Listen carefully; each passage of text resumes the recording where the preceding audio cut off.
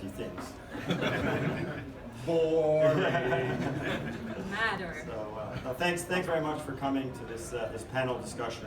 The topic is about growth capital funding, which is there's very few that have succeeded with substantial sums the way the panel here has today. So we have some very high-profile Finnish tech companies to talk to today.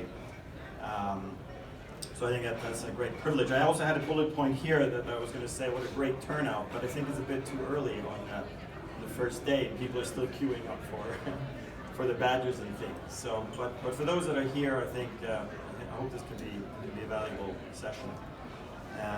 So with us today are the following individuals. We've got Johanna Småros from Relex Solutions. We've got Antti Nivala, the founder and CTO of M-Files. Everybody here is a founder, by the way, of their own businesses. And Kristo Ovaska, the founder and CEO of Smartly.io. So, is there anybody here who hasn't actually heard of these companies before, or are they all familiar household names to everyone? And nobody's raising their hands, so everybody knows you guys. That's very impressive. So I think what I'd like to do is just sort of pass the mic around to each of the panelists for them to give us a brief description of the journey they went through in their fundraising. It's less about what do these companies do and what makes them different. It's all about what does it take to do fundraising and raise more than 10 million euros of growth funding. So I think we'll do ladies first. So we'll start with Johanna. Why don't you tell us your story? Let's calibrate this one first. Thanks for having me here. I'm from Relex Solutions. We did grow profitably for quite a number of years before we decided to take in an investment. So we are founded in 2005, and in 2015 we actually accepted an investment from Summit Partners. And that was basically because we had a plan to enter the North American market, and we knew that we could not do that in a good way with sustained profitability. So we basically needed the cash to grow, and we've received an additional investment this year. The first one was 20 million, and the second one 10 million, and that's basically to pursue further growth. So we've acquired one company along the way, and we see good traction in the US, but of course it's expensive to pursue all these opportunities, so it's good to have some cash to do it.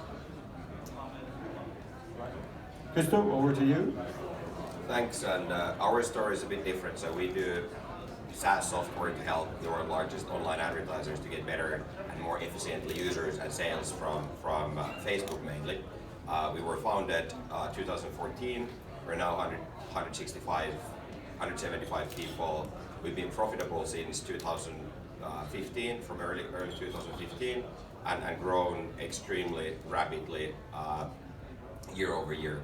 When we got started, we were literally, with my co-founder, out of money, out of any money. We've just ruined our 2 years with the previous startup. So we needed to get a bit of funding to pay us 3K in order to work full time. So we got Lifeline and Muafa Government 2013 as an investors. Then 1.5 years later, we got profitable, and then now last summer we announced and closed the 20 million secondary funding round. And secondary means that we didn't take any cash to our balance sheet, but instead the owners of the company sold shares. And I think there is few important things on that. First of all, we needed people on board of directors that have been IPOing companies in US, and then we didn't need cash to grow. We were profitable and we were able to scale with that. So that's a different story. I think I'll tell the rest of the story later. Yeah, please do. Antti, tell us your story. Yeah, I would love to be in the position of not needing the cash and still be able to do fundraising. In our case, we also worked for something like 10 plus year in bootstrap mode, so basically without any external funding. So that was from the early 2000 to 2013. We grew our company M-Files to 9 million euros of revenue before we got the first funding round in, and that was our Series A, 6 million euros from a UK-based investor and a Finnish industry investment. And then in the spring 2016, so not too long ago, we closed our growth capital round of 30 million euros from Partech Ventures, who we by the way met here at Slush in 2015. So that was a kind of a heavy lifting round to do.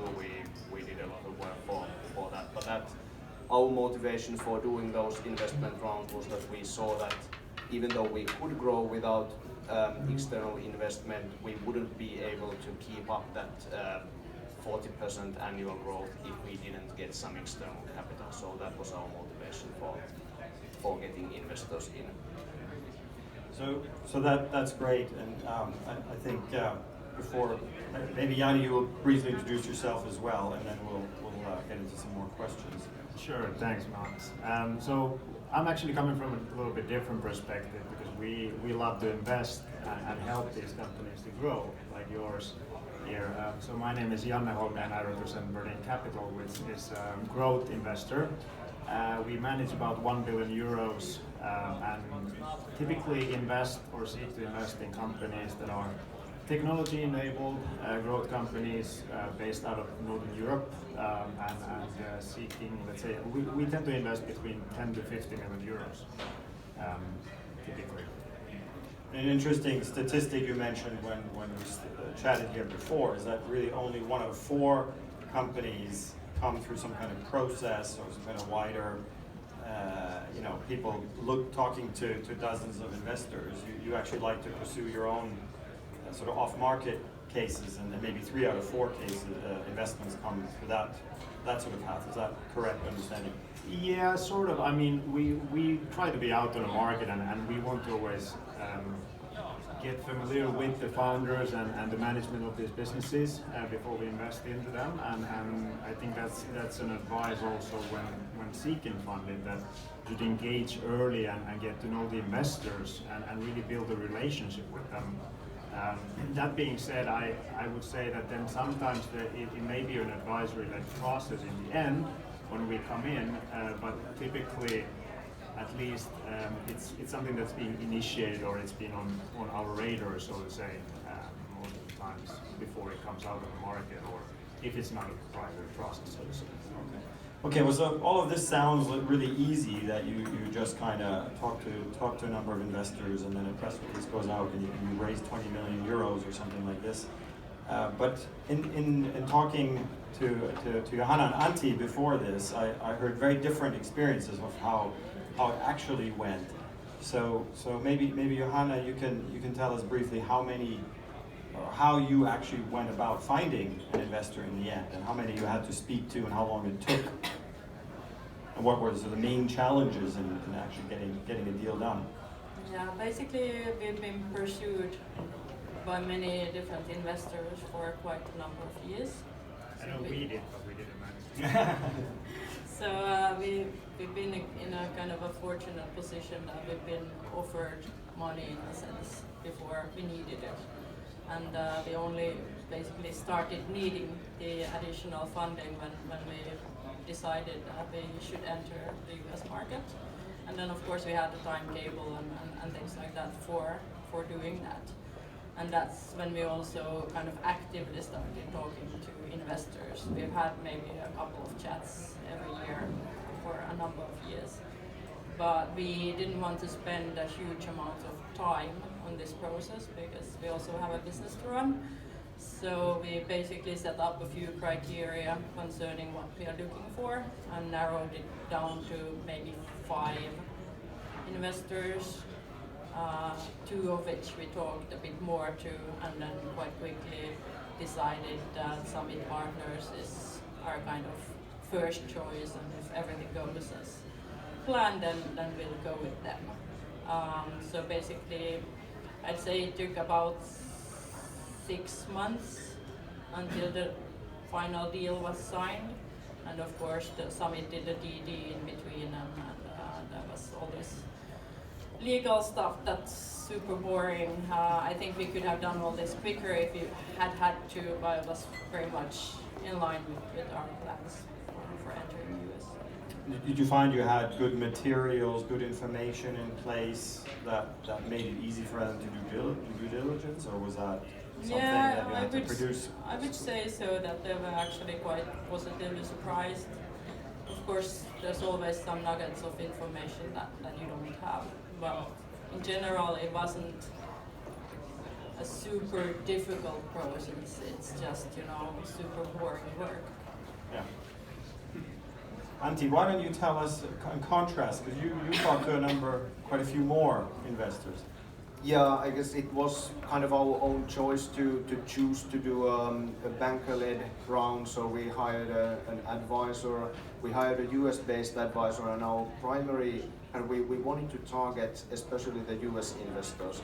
Luckily, I personally didn't have to do many meetings, but our US-based executive chairman of the board literally did 100 or more than 100 in-person meetings with the investors in that fundraising round in 2015.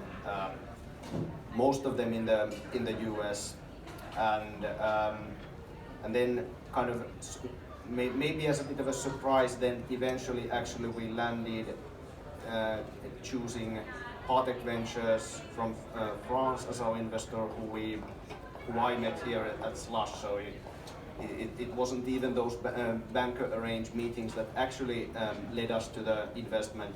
But I would say that it was kind of a choice to do that, because that is the way you measure your value in the market to the kind of then you get those 5 to 10 term sheets, and you don't have to guess whether there would be a better offer, because you kind of realize that this is how the market values your company. But it was, I guess, an interesting takeaway from that was, in your case, that this tremendous focus on the US, in hindsight, was a bit misplaced, or you might as well just have looked more in Europe, apart from creating the market, but you obviously didn't get so much interest from the US because you weren't. I think that was one of the takeaways from that process, that even though we had more than 50 persons already working in our US office, and we were at 30 million euros revenue, and 25% of that coming out of the US, we still were kind of too small to really get the interest from the US-based investors. So many turned us down based on, hey, it's a bit uncomfortable to invest in the European headquartered ones. Of course, there are many who are very willing to invest, but that was we still weren't attractive enough to really at least get the best deals. I'm sure we could have gotten, and we got offers from US-based investors, but not at the terms we wanted to accept. Very interesting. Kristo, your perspective on the challenges of finding the right investor, and how much time it took, and how much effort you had to put into it. So I share all the things that you've had. I mean, the hardest decision was whether to raise or not, because we didn't need the funding, and it's so hard to grow a business, and we're also growing at 150% year over year. We have 8 offices globally, and it's so big mess to grow at that rate, that every second that you take away from customers and from your team is a risk. So I think that was a very hard decision, whether to raise or not. And then we also decided, we were lucky to have Petteri Koponen as on our board, who was chairman of the board at Supercell as well, when they raised their secondary. And we pretty much followed the footsteps. We had a banker, the same banker that helped Supercell Code Advisors from London to minimize our work, and then we reach out to US investors. They were not interested at all, exactly for the same reasons. And then we ended up with someone who's been following us for 2 years and bombarding and introducing to customers and helped us out, Irina from Thailand, after all. But then we had the bankers to help with the process to minimize our work on everything. And then it took still 6 months, not actively us working, but 6 months from the when we started the process, decided to hire the banker, and then that we had actually money on the bank account. Johanna, tell us a little bit about what it's like to negotiate the valuation, which is very difficult with tech businesses. Was there a big gap between the sort of term sheets you were seeing and the valuation you were looking for, and what were sort of the more difficult points to negotiate in getting a deal done? Yeah, I think one key thing at Relex is that we are quick learners. So if we need to learn how to do valuations, we'll just do it. We all have an academic background, so we're quite good at consuming lots of information. So we put some effort into understanding how you do valuations in different ways. We have a CFO who is actually quite interested also in these things. So I would say that we came quite well prepared into these discussions. And although we didn't receive more than one actual term sheet, we didn't take the negotiations that far. We did receive different valuations. So of course we had some grasp of where they are. And in the end, of course, it's a negotiation, but buying and selling is also always a negotiation. And sometimes you have to have these characters, or just the bad cop from our team. But we weren't that far from each other. We didn't spend a whole lot of time reaching a good conclusion. Janne, from your perspective, oh sorry, Chris, did you want to say something? I just wanted to add to that. I think the important thing is valuation, at least for us, the valuation was not the major driver. And if you don't need funding, then you're in a very good situation to negotiate, because you can always say that, hey, if we're not raised, we'll be fine, we'll be able to grow and so forth. But I think for us, at least, the terms and the conditions, the veto rights, the leak prefs and everything else was much more important, and then what kind of investors you get on the board. So we actually took an investment with much lower valuation than the highest, but with much more favorable terms, and we like the investor much more. So they got us cheap because they were so good and so flexible. Yeah, Janne, so you can say a few words about valuation. Yeah, so we spend a lot of time on valuation, and that's part of, I guess, our investment process and sort of the core of it. But I would say it's more of an art than a science, and it's as all of the businesses are unique, so is the valuation. It's not really, there's no sort of there's of course frameworks you can apply, but I think it comes down to the uniqueness of the business and the situation you're in, and sort of what are really the driving dynamics behind it. Because in the end of the day, the value you get or the price that's being transacted, it's really about what the other party is willing to pay and the other party is willing to accept. So, but of course you can always think about that there is revenue quality, for example, is one of the driving factors. That if it's recurring revenue, it's valued higher than reoccurring revenue, which again is valued higher than project-based revenue. So it's I wouldn't say there is a guideline. It's just important that you make up your mind what you're willing to go for, and I think Kristo brings up a good point. It's not really about just trying to maximize the valuation in your fundraising. It's what the investor can bring more than just the capital. And I'm going to ask you, what's one of the craziest proposals you've ever seen come across your desk? Well, I don't think I can actually talk about it in public. Okay, we'll talk about it this evening over a beer. Great. Antti, tell us a little bit about the value add of the investors you got on board. And in your case, it was more recent, Partech Ventures, as you said. Yeah. Yeah, indeed, that's another key point, that who actually is who you're going to work with, and I'm often asked, do the investors actually bring more than the money? And I've had varying experiences, but I've had a very positive experience with our Series B lead investor, Partech Ventures, the two partners, Bruno and Omri, who joined us on our board. I feel they are the right type of investors, active in the board, but not in the bad way, like just telling us that we are not doing good, but also not just saying that, hey, it's great, keep up the same work. They are actually continuously challenging us, telling, and they just have this style that, hey, this other portfolio company does this thing better, so you actually suck in this area, so you need to get better. And then we talk to this other portfolio company and they say, but they said that you actually do that other thing so well, so it's kind of, they are playing us. But I appreciate it. I appreciate when they tell us that we need to get better in reporting our marketing KPIs or whatever. So that's the kind of help we've gotten from them. I wouldn't say that we've gotten too much of custom introductions that have actually led to deals or anything like that. Somebody else may have a different experience. This has been more like on the finance side. Helping the company become more mature in those respects. Kristo, tell us about your experiences of having another shareholder on board like that. Yeah, absolutely, and we've kept always the board really small. So we two co-founders, me and Tuomo, and then we have Petteri from Lifeline early days, and now we brought Irina in as well and Muafak, so that we have 3 board seats as founders, and then each of the lead investors has one. We meet still every first Monday of the month for 2 hours, and we're not preparing anything. We talk exactly the problems that we talk with the team and with the leadership. So for us it's more of an extended leadership team, and I think it was really important when we brought the bigger, more institutional investors on board that they have the same culture and they feel comfortable.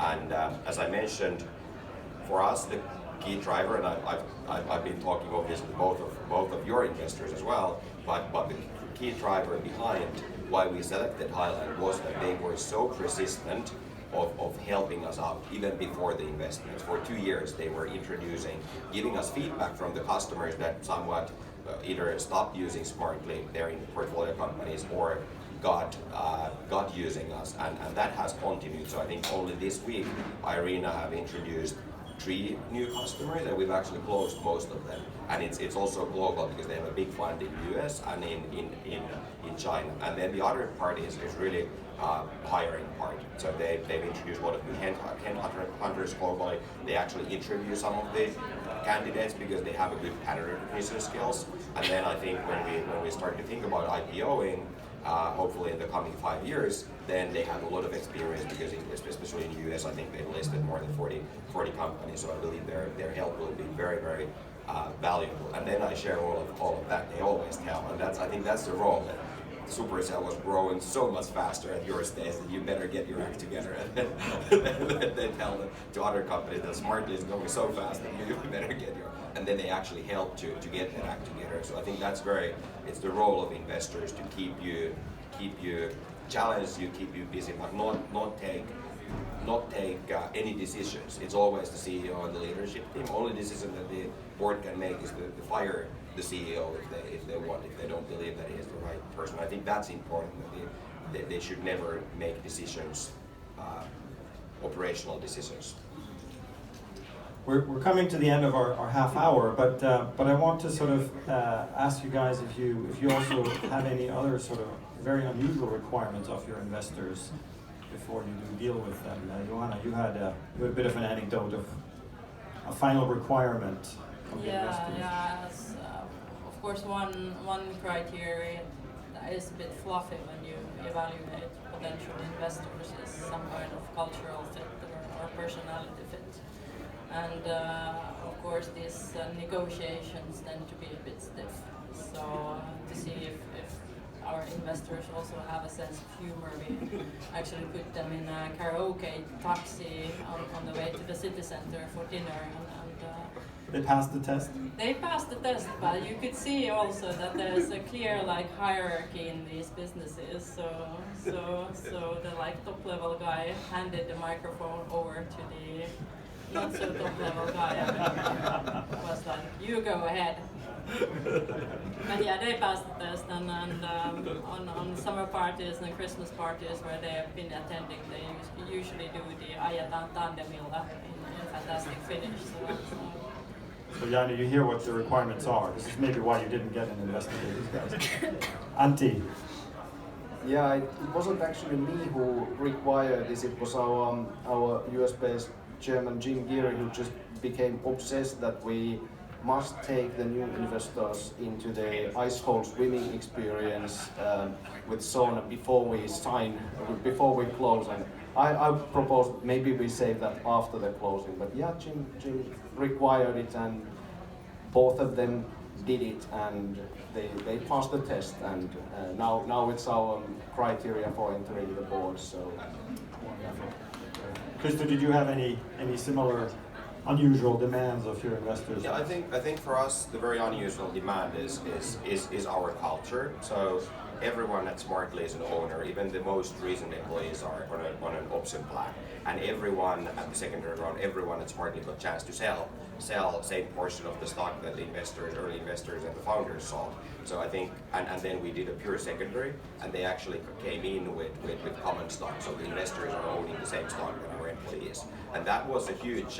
There was not many investors that are willing to do secondaries and to come in with that favorable terms. And that's very important for our culture, and that's how we want to run the company in the future as well. That it's the founders who represents the whole company, and we have full decision making power. There is no veto rights, there is no leak prefs, anything else, and that's a huge kind of. Not many investors were willing to take that. Even their LPs told that that's not you cannot do it, even you would like to, and that was hugely important. And I think going a bit.